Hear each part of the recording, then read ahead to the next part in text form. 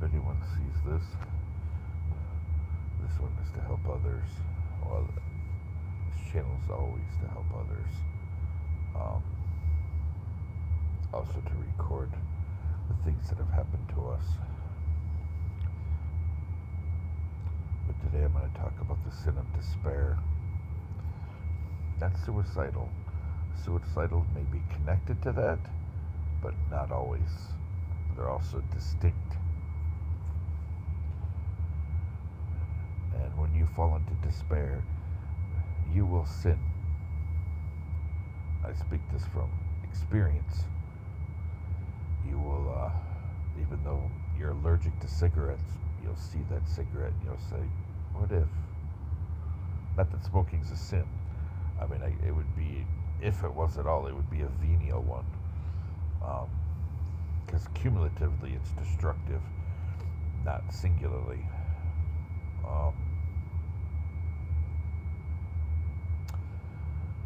Or maybe if you're a spouse and you're separated, you long for that companionship, that intimacy, the closeness, sex, to the point where it becomes something that you think about a lot. Or maybe you have a problem with food and you overcame it. The Holy Spirit helped you so you're back on track with your diet and your health. And then all of a sudden despair comes and you fall back into old patterns. Or you're an addict and you're addiction. You're always an addict, just like you're always an overeater. But these things can, the Holy Spirit can empower you to move past them, especially through confession, the Eucharist, adoration, rosary, chaplet of mercy, the using your chakti. If you're Eastern Catholic, I use both, but rosary and chakti. But you move back into old patterns, or even maybe new ones that are destructive. And because in our situation, the people organizing against us, they've even done it in every religious community that we could find in our area. They've organized against us in the Eastern Catholic community, the Roman Catholic community, even the Orthodox community, just to ruin our lives.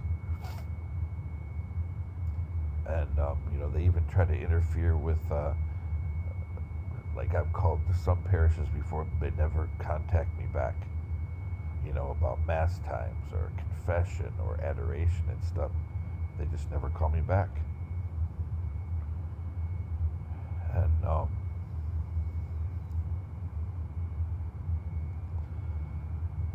yeah, they will try to do anything they can to ruin your life. They'll ruin job opportunities, they'll ruin your businesses, or prevent them from getting off the ground. The problem we're having recently, I knew if I went back to the church that our targeting would get even worse. I knew it would. And it has. They're even trying to ruin this very phone that I'm recording on right now, as well as my new phone. I haven't figured out how they do it. The only thing I can think of is that there's two ways to mess with a power outlet. One is through the circuit breaker. Our circuit breaker is pretty humdrum. There's nothing artificial that I can see. I mean, on the face of it, I guess behind, inside the cabinet part, I don't really know. And I'm not going to pull the fuses out to see. But they are kind of, older. And none of them are even labeled. So it'd be like a guessing game. But and when the older ones tend to get loose real easy, so you don't want to mess with those. But I don't mess with anything electric anyway. And then another thing that you could do, this is just things that I've learned in my life, through overseas deployments, through academic study, stuff like this. You can install chipsets on ground fault indicator circuits inside, because there's a little box about that big inside there, and you can install circuits there that will dampen the current, so you can change the amperage. Or you can do it, this is probably the harder part, but with all of this new integrated system they're doing in Michigan, supposedly consumers, if the right wiring is in your house or your townhome or your apartment or your condo, if the right wiring is there, they can actually see current flow right down to the particular outlet. Not the plug, but the outlet. Supposedly, if um, if everything is if everything is installed up to the current what they're looking at. Now, some of the older buildings are not going to have the wiring that they're looking at, to do this. They think in Michigan they're not educated about terrorism, evidently, but they think that it allows better control and better monitoring for saving electricity. The great thing now you can do is use your dashboard to see up to the day how much current or how much voltage, or not voltage, kilowatts, thank you, how many kilowatts you're bringing into your house daily. And then you can break it down. Now, this is after, but you can break it down to the day after, actually by the hour. So it's real time, but not totally real time. The servers update every night, I was told. That's the closest you can get, though, is 24 hours later. Actually, it would have been 24 hours before. But, and they access all of that through the new meters, their Wi-Fi meters. And even though the State Utility Commission and, various consumers, Detroit Edison, Bay City Power and Electric, et cetera, ad infinitum, all of these people who are involved in this chain of electricity to your doorstep, they don't want to admit that it's an insecure system. But the 911 Commission saw that 20 years ago. Our grid is vulnerable.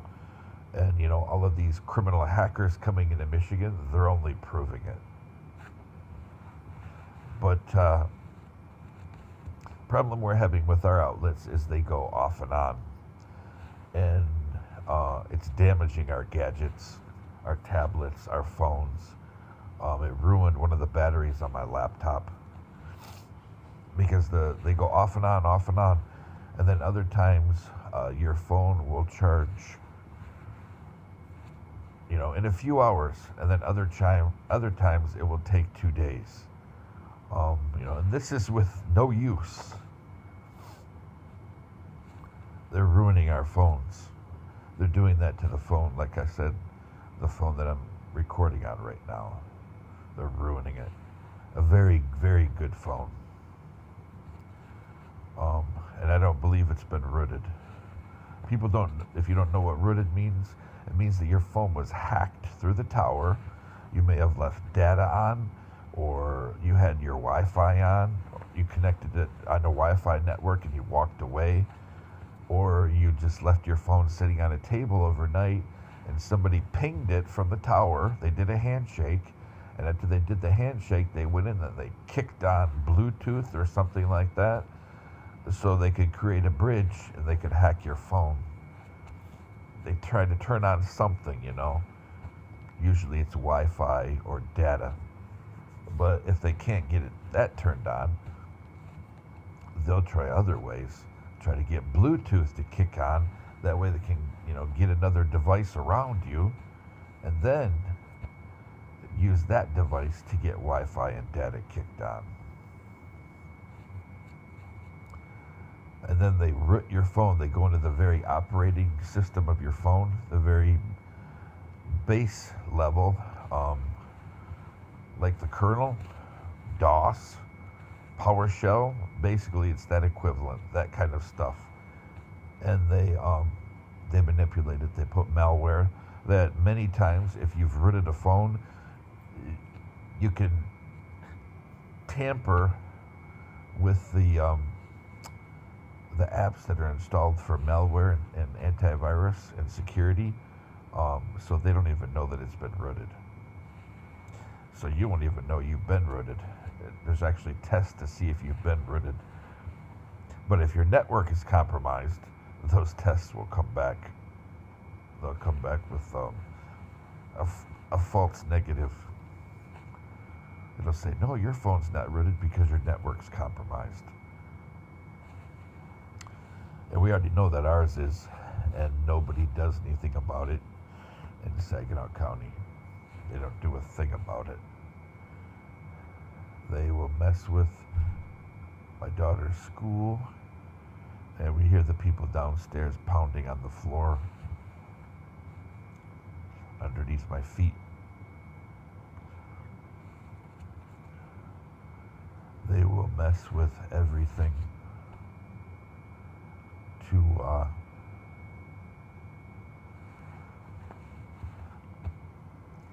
mess with anything from downloading videos to we're trying to control our data, so we're trying to decrease our amount with streaming, and so they're hacking the phone so we can't download videos to be stored on the phone to control our data. They will mess with my daughter's school, sometimes messing with her lessons, so the lessons are so conflicted, or they just the tasks make no sense at all, to minimize her learning. But that's another form of despair. You see what the targeting of you has done to your children, and it's hindered their development. But your family despises you so much because you don't want to be a part of the religion, regardless, whatever stuff that they're involved in spreading about you, and their friends spreading about you, because it involves money, which again pushes me back to the fact that Triple Canopy and Constellus, they retaliated. And I don't know how Anons got involved in this, people from the group Anonymous, but there's Anons involved too. But so there's an endless flow of money if people will harm me and my daughters.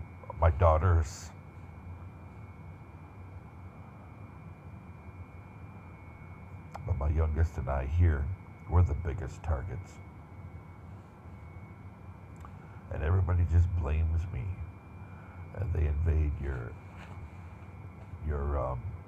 ability to earn income. They invade your religious life.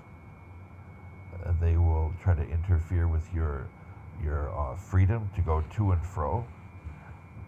My car was damaged so many times over 8 years, I don't have one anymore. It was damaged to death. And nobody was held accountable. Nobody ever was at any place we lived.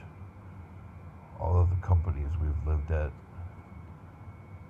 Auburn Nakano Lodge, Midwest Capital Management, Countryway LLC, Premier Real Estate 1, Premier 3.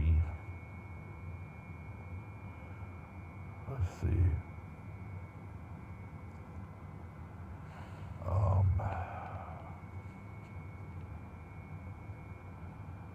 I guess that's about it. But oh yeah, can't forget when I was at the Mission in Bay City, people used to tamper with my car. They even stole my plates.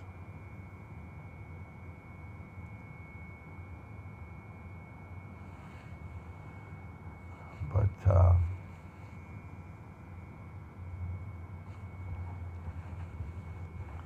that was back when we had the PT Cruiser, not the Saab.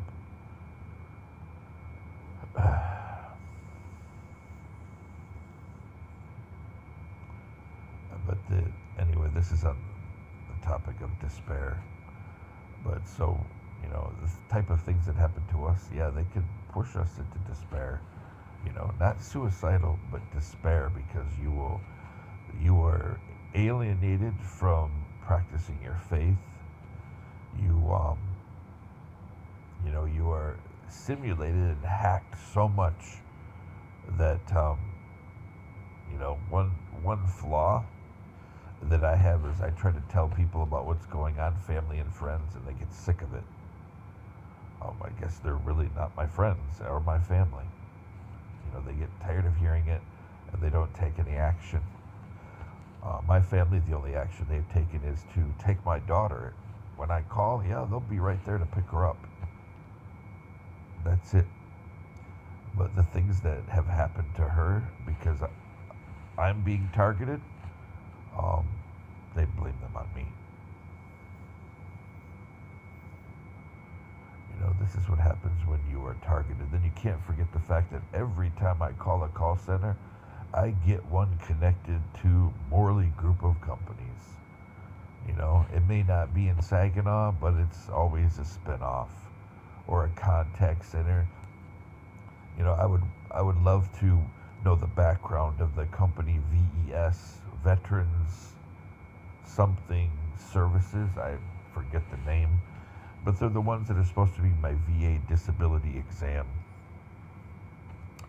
which shouldn't be necessary because I'm a PACT Act vet, and we already did FEV, which is full exhale volume.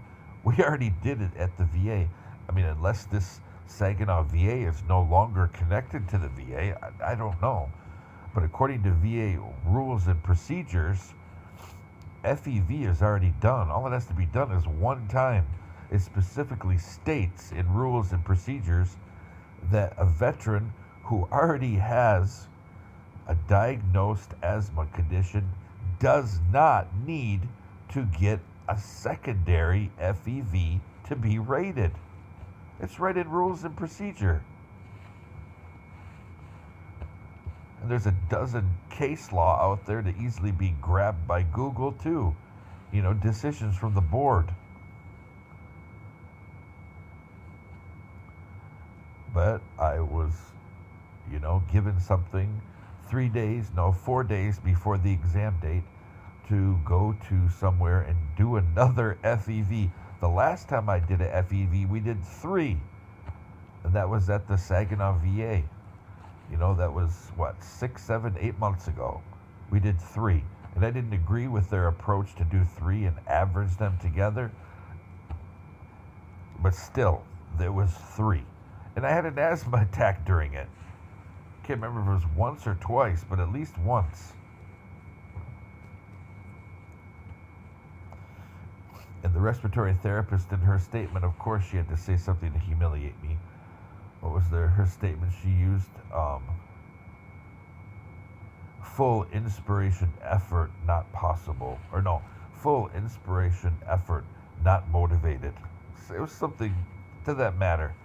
Basically, I didn't feel like breathing, just to humiliate me. But my approach in disagreeing with them is to use the average, because the average takes for granted the highest score, which the highest score could actually be chance. When you have 3, it changes the data. When you have 2 lows and 1 high, you're going to get a medium in between. You're going to get a mean, which may not represent that. May actually, in reality, if you were to do it 100 times, that may be the outlier, the statistically insignificant one. But that's what happens when you have people manipulating science and manipulating statistics. Same thing with the pulse ox, this VA, but they're not guilty only of this. I've seen it in lots of healthcare situations. They take the highest pulse ox reading. When you're doing pulse ox, most of the time people are doing it, if you're in an ER, you're on it continuously. If you're in the ICU, you're on it continuously. If you're at a medical clinic, They're doing it while they take your blood pressure. They take the highest score. Again, this could be statistically insignificant if you're taking pulse ox over 5 minutes, and that one brief second you look at it, it's a 98, but the rest of the time it's a 92. Big difference. When I take vitals, I look at it. Generally, my rule is about 3 minutes, and if there's more than a difference of 2 digits, I'll put the range in there. This gives a better picture to the doctor. If pulse ox over the course of 3 minutes is changing so much that you have a range of 5 or 6 or 7 points over 3 minutes, that's significant because it's not supposed to be that way. But anyway,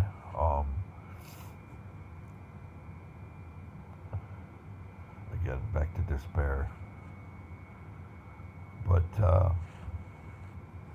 they will mess with you all they can in every possible way, even putting you through another test like that so you have another asthma attack. God forbid you're driving the day after you have an exam like that. And driving all the way to do an FEV. It's an hour drive. I don't even have a car. That's another thing. They intercept your mail. They want to force you to go in there. And then when you ask for one of the private companies, you get a company that I've never even heard of. Generally, there's 3 or 4 large companies that are used nationwide. I've never even heard of this company here. Probably another startup. Surprise, surprise. But you go to one of these companies that that will do all of the exams, and then they submit the information directly to VBA, to the appeal center, which for us is Wisconsin. Generally, that's how it's done. On occasion, if there's no companies around you, or it's difficult for you to go somewhere, you can go to a VA. That's supposed to be the secondary, not primary option.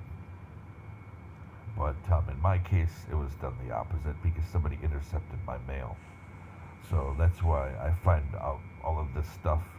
An appointment is scheduled an hour away for a medical exam that I've already done at the VA 3 times. If it's really a VA, I mean, all the flags are there, the personnel are there, the stationary's there.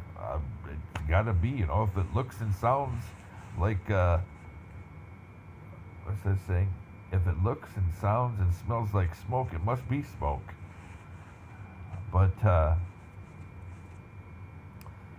and then, then the primary appointment, not the exam, the primary appointment is in Grand Blanc. So we're looking at about an hour and a half difference both ways when I don't have a car. Yeah, that's real veteran friendly. Always setting me up. Again, despair. My daughter has, the only interaction when she has other kids is when we're out, at the grocery store or something, or I take her to a park. And even then, now and then when we go to a park, she'll get a kid who will emotionally abuse her.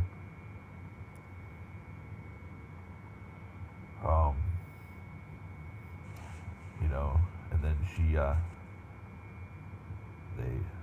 she doesn't get called on a lot in class, and she desperately wants to be student of the month. She tries so hard, but I have to go through a battle now just to get her special education services. They're going to fight me about it, but I'm not going to put her in school in Saginaw County, not without a car. There's too much violence. All the townships and the city school, there's too much violence. You got a ton of social workers, maybe a couple of cops, untrained. They're not trained in anything other than a mass shooters drill, which more than likely they ran through once or twice a month at their monthly training. And then they redo it at the school once or twice a year. These are the vast majority of the police cops, the school cops, if they have any at all.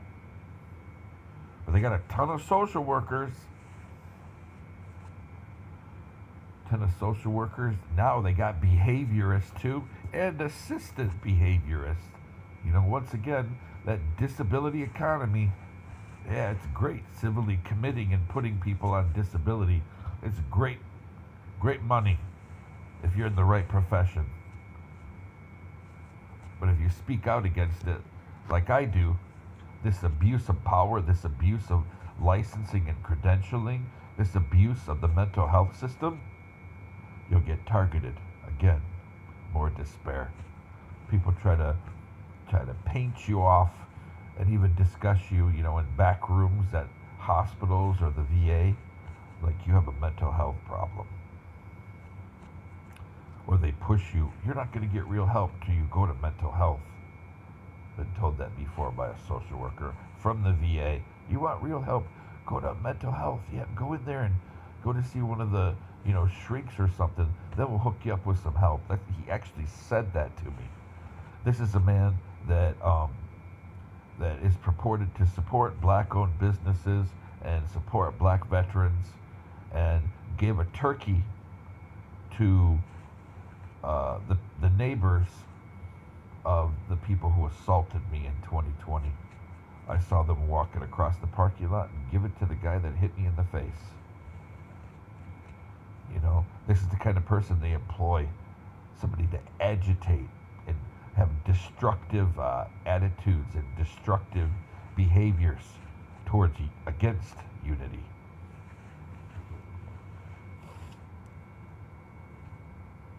Not toward unity, definitely against unity. But again, despair. Playing with your money, everything you try to earn an income or to increase your income or even to move out, it fails, or somebody sabotages, or people lie to you. People say, yeah, we're trying to help on our end. We know that you're having internet issues and stuff, so we're looking on your end. But then you find out that person isn't even at work. They're lying to keep us stuck here.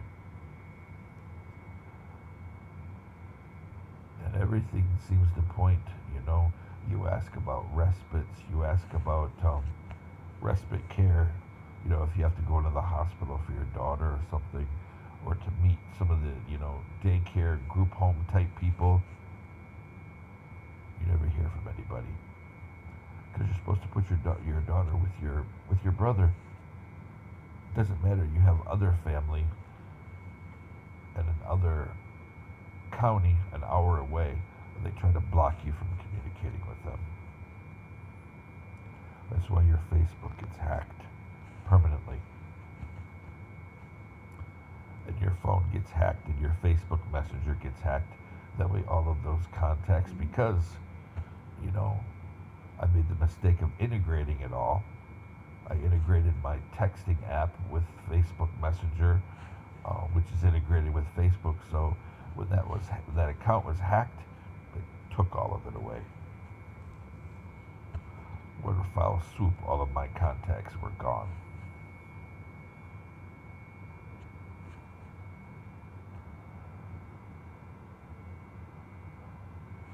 Again, despair. So don't, my advice to people, I wish I could do it, but my advice to people, if you're in a situation, you're being targeted like that, and people genuinely have bad intentions for you, and, paranoia is a fear. Paranoia is generally irrational. Sometimes it's rational. There's a book, what's it called? It's a book. It was recommended by one of my profs when I was getting my master's in forensic psych. The Power of Fear, The Gift of Fear. Very good book. I didn't read the entire thing, but I read some of it. Very good book. Fear has a purpose, but you gotta look. and differentiate between rational fear and irrational fear. Irrational fear is constructed by your mind based out of ignorance. Rational fear is based out of looking at the resources, looking at the threats, and then knowing both of them and how they apply to your particular situation. So, um, just know and identify, if people are trying to target you, one thing that I've learned in my situation is people would try to package it with any movement. Time's up, me too, deadbeat dads. I mean, any kind of movement, people would try to package it just so they can target you more. And I found that out because, obviously, the people connected to my former employer, some of them are extremely wealthy, so they know exactly how to use marketing. Even some of the people I used to work with, a couple of the people that are involved in this.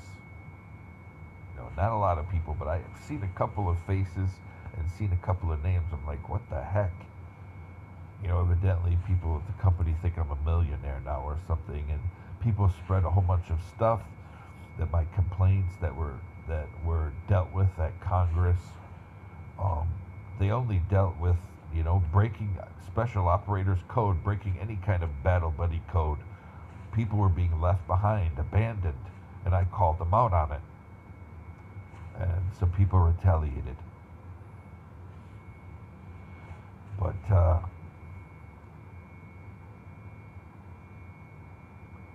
again, despair. So people will try any possible way. In my instance, they try to dig up exes, or try to dig up any possible person that doesn't like you. Everything negative. And this is also fueled by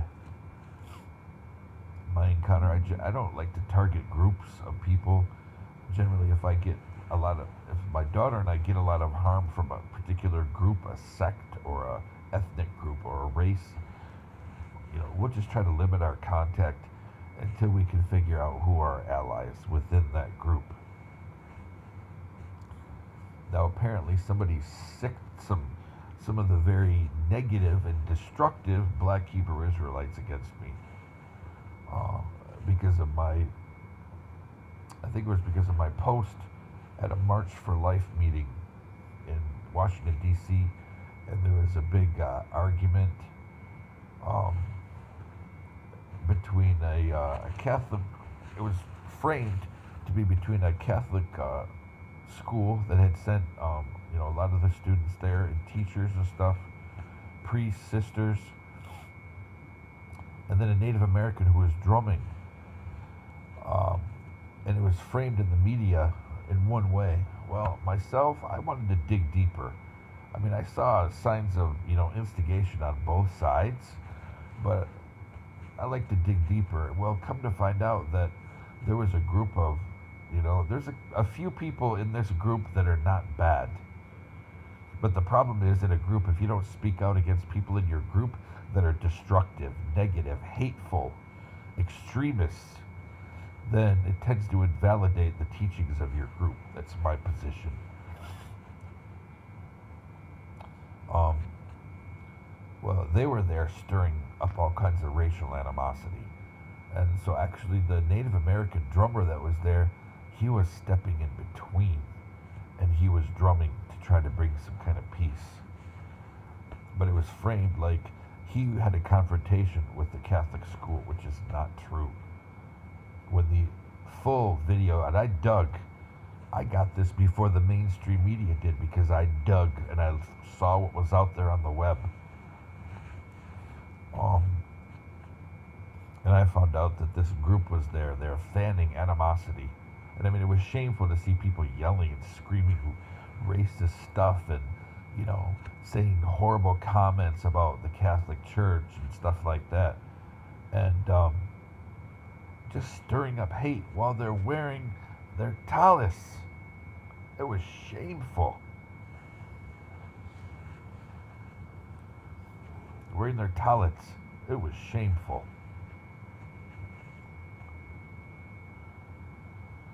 But anyway, yeah, so then I didn't realize there was a lot of them in Saginaw County. So then somebody decided, hey, let's start targeting this guy. And that was when some of them came from Arizona, and I believe that that they're with this group. I'm pretty sure, and those are the people who assaulted me. And they took it to action to spread in every possible neighborhood they could horrible things about me. Now the thing about some of these groups is they have some international connections. Gangster Disciples, Zodiac Nations. You know, here you got some international hands spread across the globe. They're all connected. They've stolen the Mogen David. And some will even represent themselves as the only authentically Jewish people around. Not converts, the only authentic Jews around. That's the terminology I was told at one time. But, so again, despair, because nobody would do anything. Investigate, nobody will prosecute. Nobody will help you. So my suggestion, as I was going to say to people, if you're in a situation like ours, just leave. Find a way to get your family out of there and leave. Because if there is that much wickedness in your city, nobody will investigate, nobody will prosecute. You leave that city. And just like Jesus told the apostles, you shake the dust off your sandals and you don't go back. You shake the dust off your sandals, you spit in the soil and don't go back.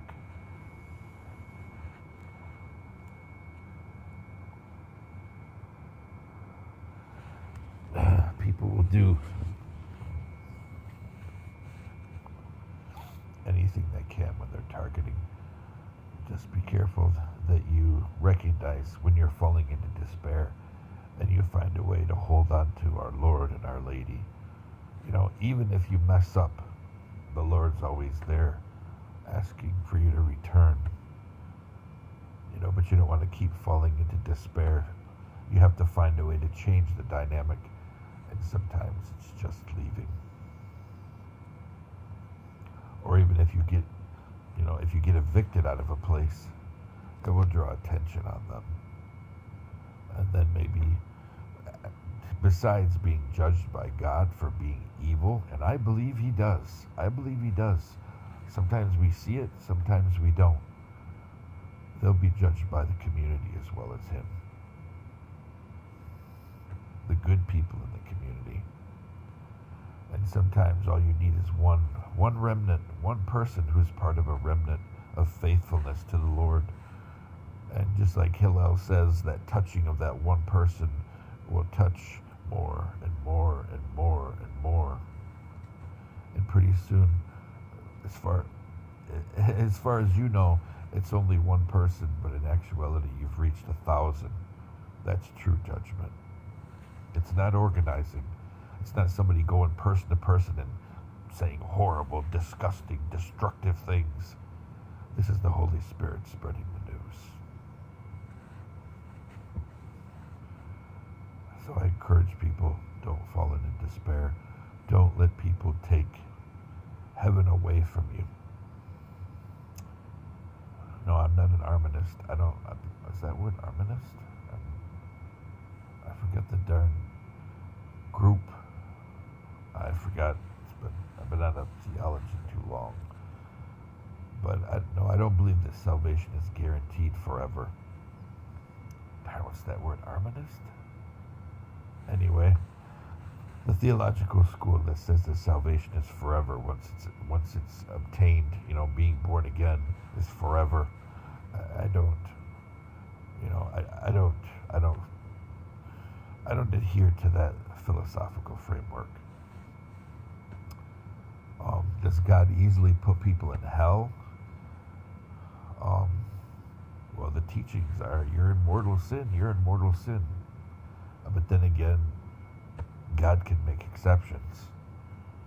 You know, if somebody's sincere and maybe they didn't get opportunity, these are all things that we can only conjecture about in theology, in moral theology.